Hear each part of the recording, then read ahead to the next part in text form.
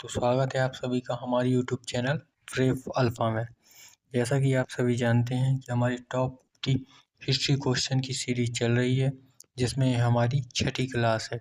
Already हमारी 5 class हो चुकी हैं, जिसकी लिंक हमने डिस्क्रिप्शन में डाल दी हैं। अगर आपने अभी तक वो क्लासें नहीं देखी हैं तो जाके देख सकते हैं। और यह series specially RRB group D के लिए है, जिसमें हम एनटीपीसी अंडर ग्रेजुएट 2025 के सभी आए हुए क्वेश्चन कवर करते हुए चल रहे हैं। तो आज की हम क्लास शुरू करते हैं। पहला क्वेश्चन देखते हैं हम। सन 1857 के विद्रोह के दौरान विद्रोही सिपाहियों ने किसे भारत का सम्राट घोषित किया था? तो किसे किया था? बहादुर शाह द्वितीय को। किसको? बहादुर शाह द्वितीय को। अगला, एरन शिलालेख में उल्लेखित है कि समुद्रगुप्त को उसके पिता ने उसके डैश के कारण राजा के रूप में चुना था। किस कारण से? तो वो था भक्ति, न्यायपरायणता और वीरता के कारण समुद्रगुप्त को उसने चुना था। अगला, निम्नलिखित में से किस समूह के लोगों के संबंध में कहा जाता है कि वे सिंधु घाटी युग के उत्तरार्ध में मध्य एशिया से भारत आए थे? तो किसे? आर्यों को कहा था। किसे? आर्यों को। अगला, 1560 से अधिक रियासतों को भारतीय संघ में एकीकृत करने के लिए पीछे मुख्य वास्तुकार कौन थे? तो वह थे सरदार वल्लभ भाई पटेल। कौन? सरदार वल्लभ भाई पटेल। अगला देखते हैं, भारत में ब्रिटिश औपनिवेशिक शासन का मुख्य उद्देश्य क्या था? उद्देश्य पूछा है तो वह था भारत का आर्थिक शोषण। भारत का आर्थिक शोषण। अगला क्वेश्चन, मुंबई में भारतीय राष्ट्रीय कांग्रेस के पहले अधिवेशन की अध्यक्षता सबसे पहले किसने की थी? तो कहाँ हुआ था? बम्बई में। किसने की थी? डब्ल्यू.सी. बनर्जी ने। आप सभी को बताना है कि पहला अधिवेशन कौन से सन में किया गया था? 1954 में ट्राम्बे में स्थापित परमाणु ऊर्जा प्रतिष्ठान का नाम बदलकर बाद में क्या कर दिया गया? तो वह कर दिया गया था भाभा परमाणु अनुसंधान केंद्र। कब? 1954 में। अगला, धन निष्कासन का सिद्धांत औपनिवेशिक आर्थिक नीतियों की एक प्रमुख आलोचना थी। 19वीं शताब्दी के अंत में धन निष्कासन का सिद्धांत किसने प्रतिपादित किया था?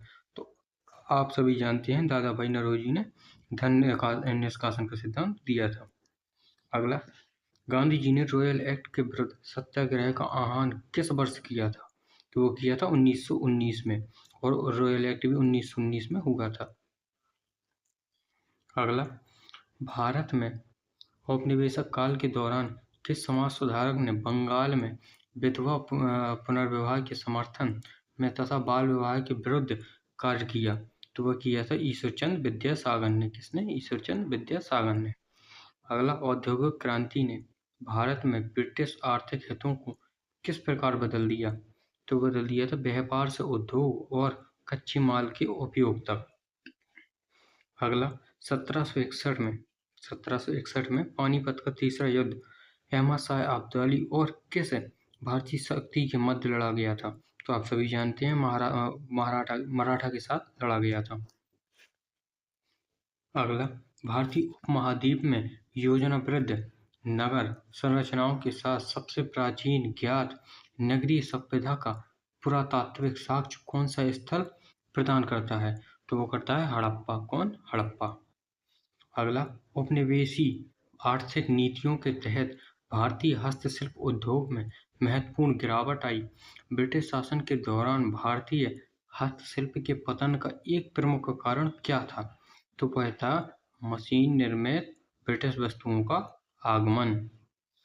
अगला देखते हैं, निम्नलिखित में से कौन सा भारत में 1856 में अधिनियमित कानून का उद्देश्य था?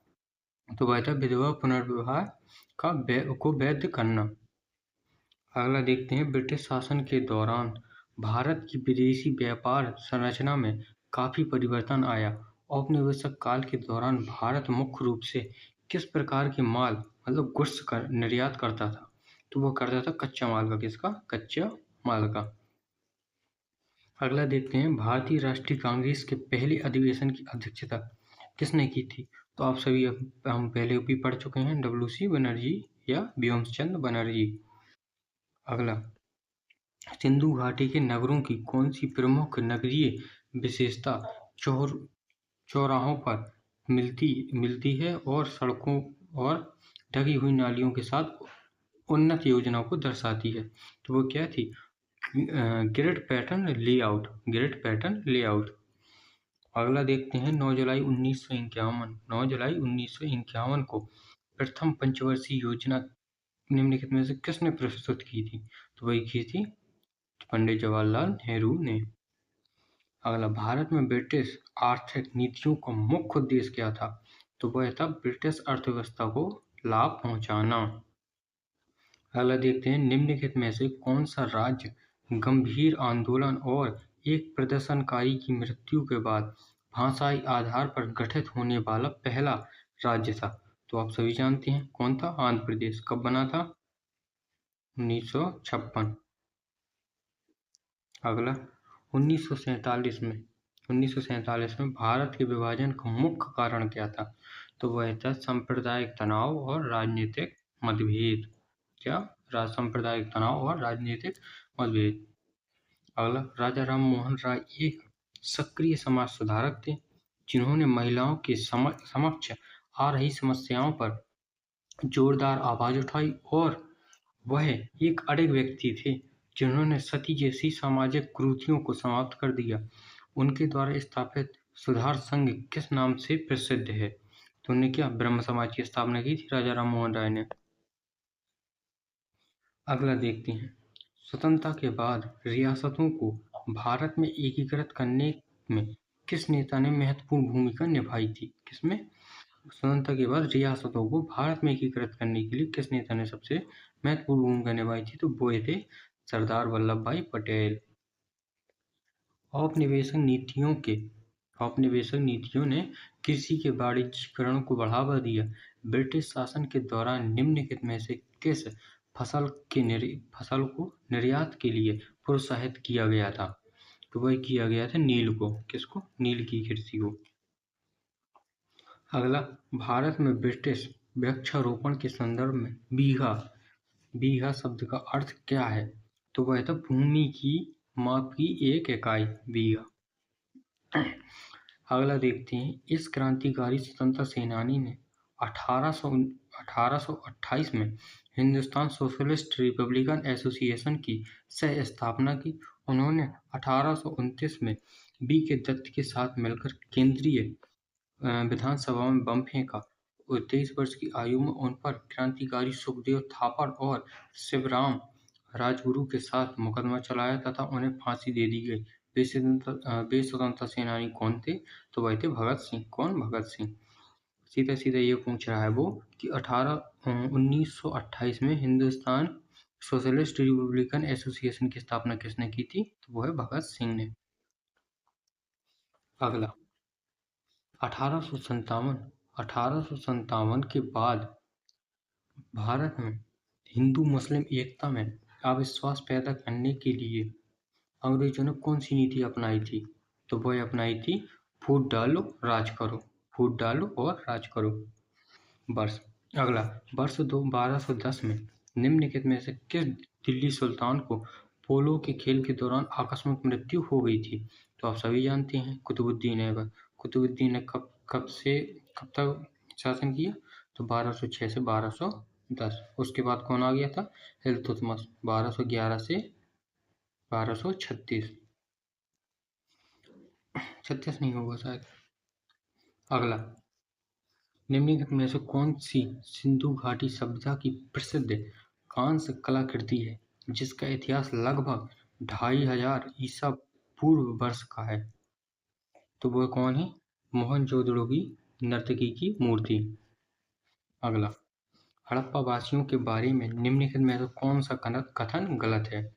तो वह है हड़प्पा वासी औजार बर्तन और कढ़ाई बनाने के लिए केवल सोने का उपयोग करते थे। यह कथन गलत है। सही कौन कौन से हैं? वे आभूषण, इमारती लकड़ी और दैनिक उपयोग की कुछ वस्तुएं निर्यात करते थे। बिल्कुल सही है। हड़प्पावासी व्यापार में सक्रिय रूप से संलग्न थे और उनके सबसे पसंदीदा आभूषण कार्लियन के मोती थे। कौन थे? कार्लियन के मोती। अगला, निम्नलिखित में से कौन सा रांची के नेता बिरसा के नेतृत्व में एक आदिवासी विद्रोह था जो एक धार्मिक आंदोलन के रूप में प्रारंभ हुआ तथा बाद में औपनिवेशिक भूमि बंदोबस्त साहूकारों एवं वन ठेकेदारों के विरुद्ध लड़ाई में बदल गया? तो वह कौन था? मुंडा विद्रोह। मुंडा विद्रोह, बिरसा मुंडा। ठीक है। अगला, प्रागैतिहासिक गुफा चित्रों के लिए प्रसिद्ध भीमबेटका शैलाश्रय भारत के निम्नलिखित में से किस राज्य में स्थित है? तो वह है मध्य प्रदेश। अगला, निम्नलिखित में से किस औपनिवेशिक नीति के विरुद्ध गांधी जी ने सभी भारतीयों से 6 अप्रैल 1919 को अहिंसक विरोध दिवस के रूप में मनाने का आह्वान किया था, जिसके पश्चात कुख्यात जलियांवाला बाग हत्याकांड घटित हुआ? तो वह था रॉयल एक्ट। कौन था? Royal act.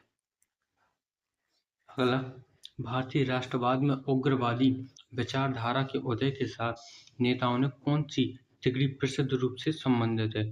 तो लाल बाल पाल। कौन? लाल बाल पाल।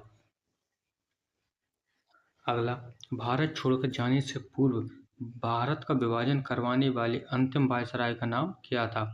तो कौन थे? Lord Mountbatten. Lord Mountbatten. अगला, भीमबेटका के शैलाश्रय भारत के निम्नलिखित में से किस राज्य में स्थित है? तो अभी रिपीटेड क्वेश्चन है, एमपी।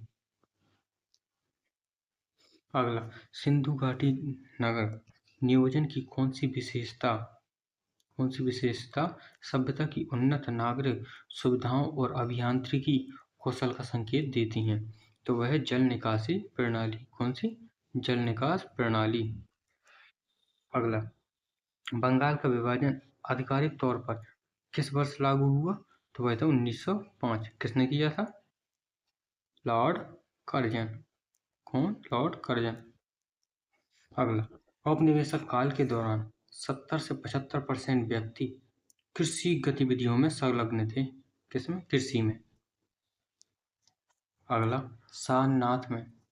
सारनाथ में स्थित सिंह चतुर्भुज स्तंभ शीर्ष ये कहाँ है? अगर आपसे पूछा जाए कि सिंह चतुर्भुज स्तंभ शीर्ष कहाँ है, तो वो है सारनाथ में, जिसे भारत गणराज्य के राष्ट्रीय प्रतीक के रूप में अपनाया गया है।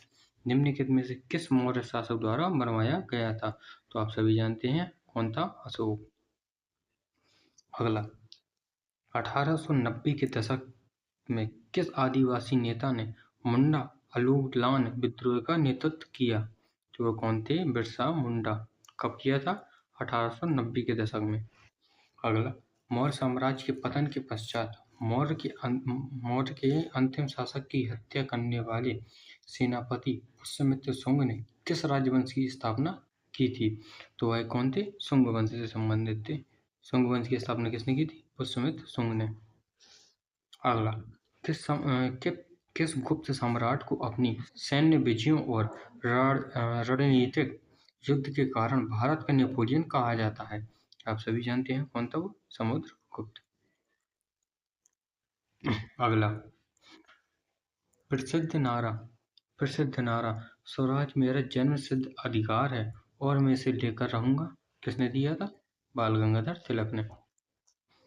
अगला, 100 वर्षों की विजय और प्रशासन के बाद अंग्रेजी ईस्ट इंडिया कंपनी को देश में एक बड़े विद्रोह का सामना करना पड़ा था। किसमें? 1857 को एक बड़े विद्रोह का सामना करना पड़ा था। कौन सी हुई थी? हमारी क्रांति हुई थी ना, 1857 वाली। अगला, प्लासी का युद्ध 1757 कब हुआ था? 1757 में रॉबर्ट क्लाइव के नेतृत्व वाली ब्रिटिश सेना एवं बंगाल के नवाब कौन था? सिराज उद दौला के बीच लड़ा गया था। अब आप सभी को बताना है कि इसको जीता किसने था। अगला, 18वीं शताब्दी में भारत के निम्नलिखित में से किस राज्य पर सिराजुद्दौला मीर जाफर मीर कासिम ने शासन किया था? कब? 18वीं शताब्दी में। तो वह किया था बंगाल में।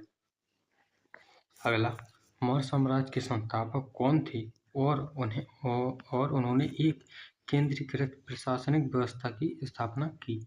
तो आप सभी जानते हैं, चंद्रगुप्त मौर्य। मौर्य वंश की स्थापना चंद्रगुप्त मौर्य। गुप्त वंश के प्रसिद्ध शासक चंद्रगुप्त द्वितीय का अन्य नाम क्या था? तो आप सभी जानते हैं विक्रमादित्य। विक्रमादित्य।